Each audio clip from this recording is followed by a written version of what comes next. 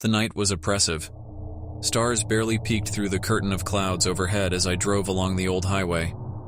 The promise of a quicker route had tempted me to take this path, one that meandered through dense woods, bypassing the hustle of the freeway.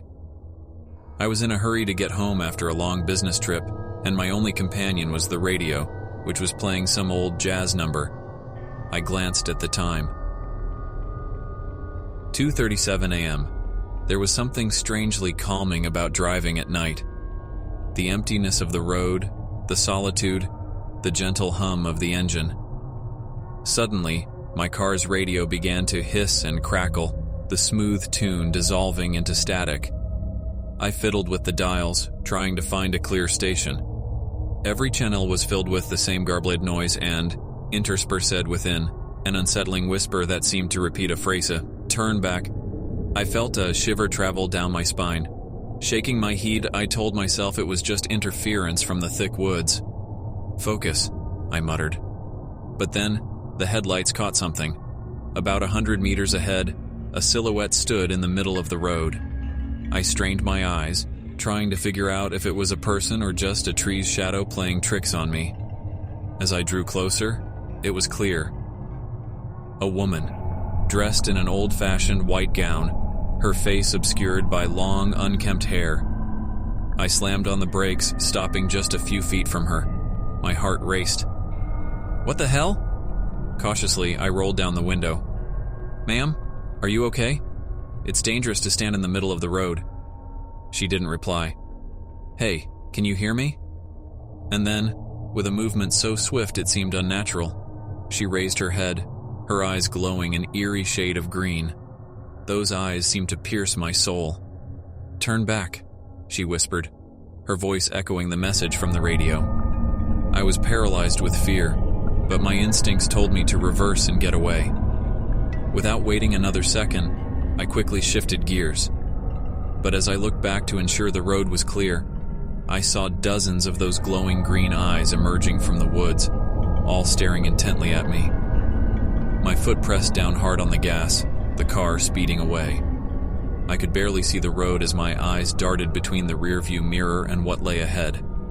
I could hear faint whispers, growing louder, all chanting, "Turn back." Suddenly, my car jolted. I looked down. The fuel gauge was on empty.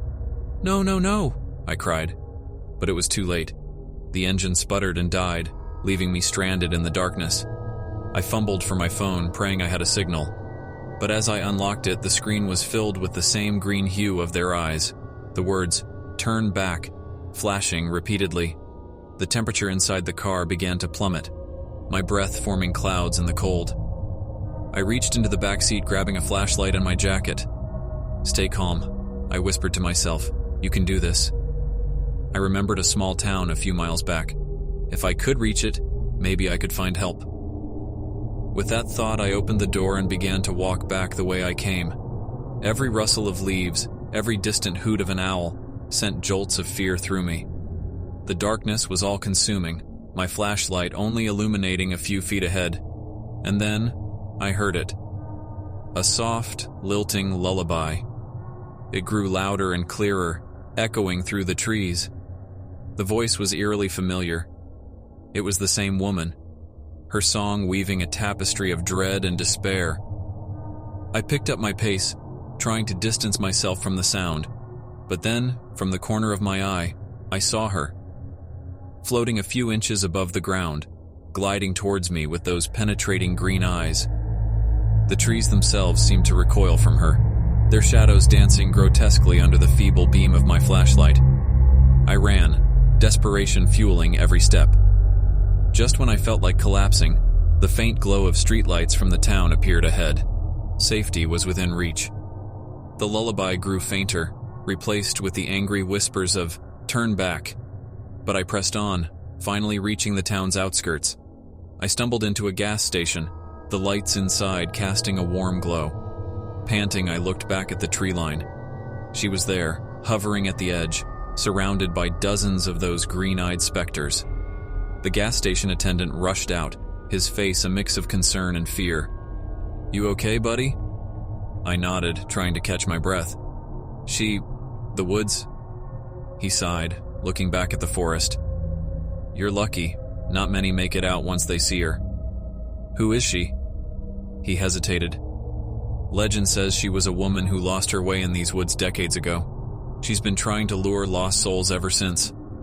I shuddered, realizing how close I'd come to becoming one of those lost souls. With a new tank of gas and a shaken spirit, I hit the road once more, determined never to take that shortcut again. The next morning, as the first rays of sunlight pierced the horizon, I reached home, safe and sound, yet forever haunted.